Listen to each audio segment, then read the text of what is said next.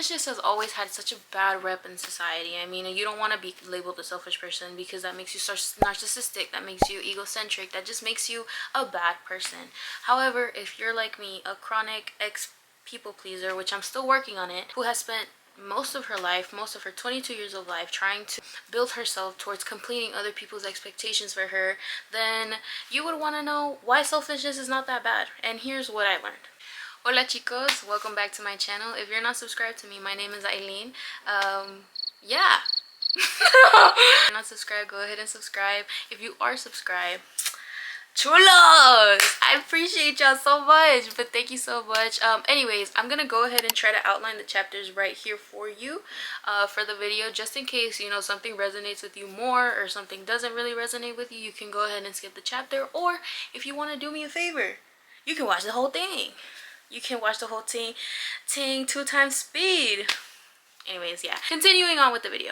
The definition of selfishness. Whenever was searching up the definition of selfishness, I kind of got two definitions. The first one is the Merriam-Webster definition.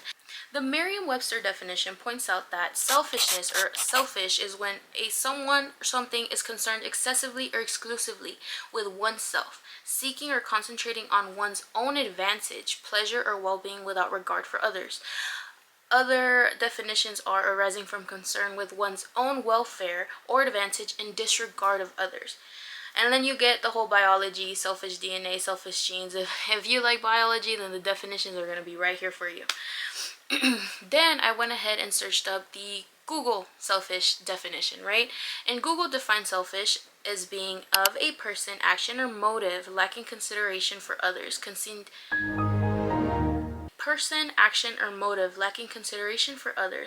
chiefly with one's own personal profit or pleasure. Thing is, with the Google definition, I want you to look at the synonyms, being egocentric, egotistic, egotistical, egomaniacal, self-centered.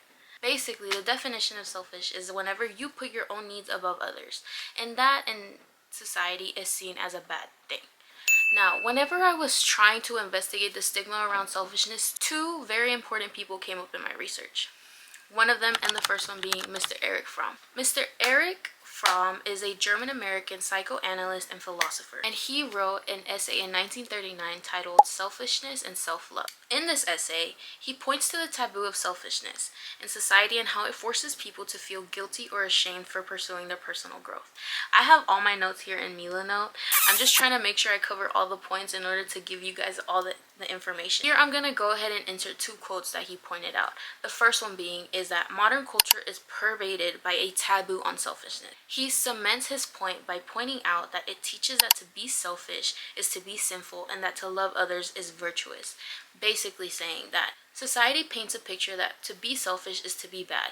No one can talk about being selfish. No one can say or claim that they want to be selfish because it's a bad thing. And if you're selfish, you're bad. And if you're selfless, you're good. The thing is, he also points out that there is a gap in this idea. There's a gap because we don't understand the true intentions behind a person's action. We're too focused on the action or the consequence of a person being selfish or unselfish that we don't realize that we need to look at the intentions behind those actions. Inspired by Erich Fromm's essay, American psychologist and philosopher Abraham Maslow, I don't know if I'm pronouncing that right. Oh my god, let me look it up. Maslow? Pronunciation. Maslow.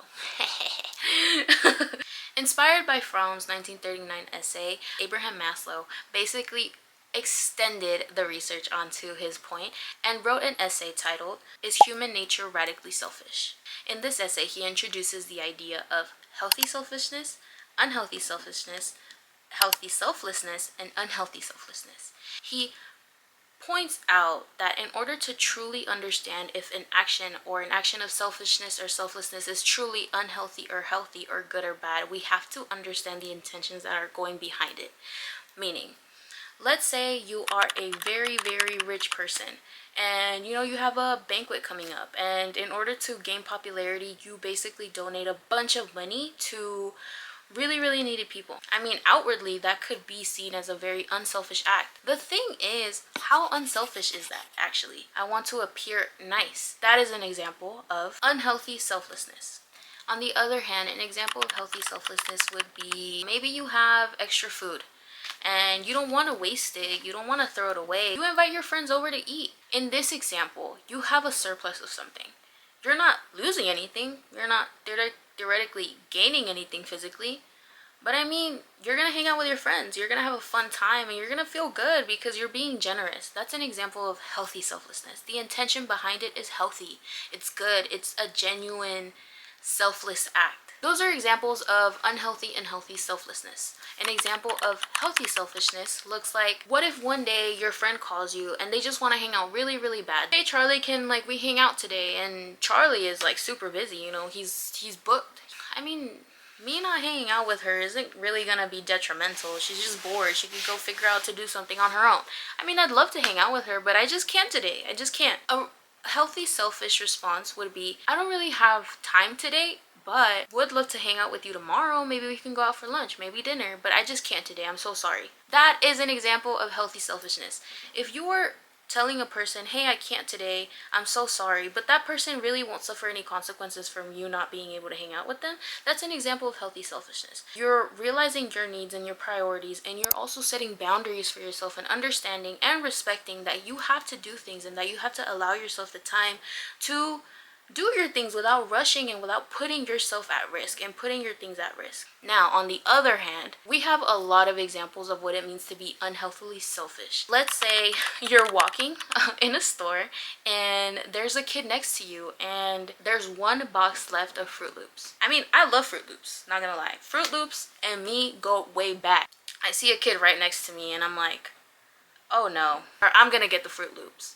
The kid starts crying, the mom comes. This act of selfishness is one that affects another person. And this all basically reiterates Maslow's point that we must not assume that selfish or unselfish behavior is either good or bad until we actually determine where the truth exists. We must look at the intention behind the selfish or unselfish behavior to truly understand whether it is actually bad or good. In Maslow's 1939 essay, he brings up another one of Fromm's point.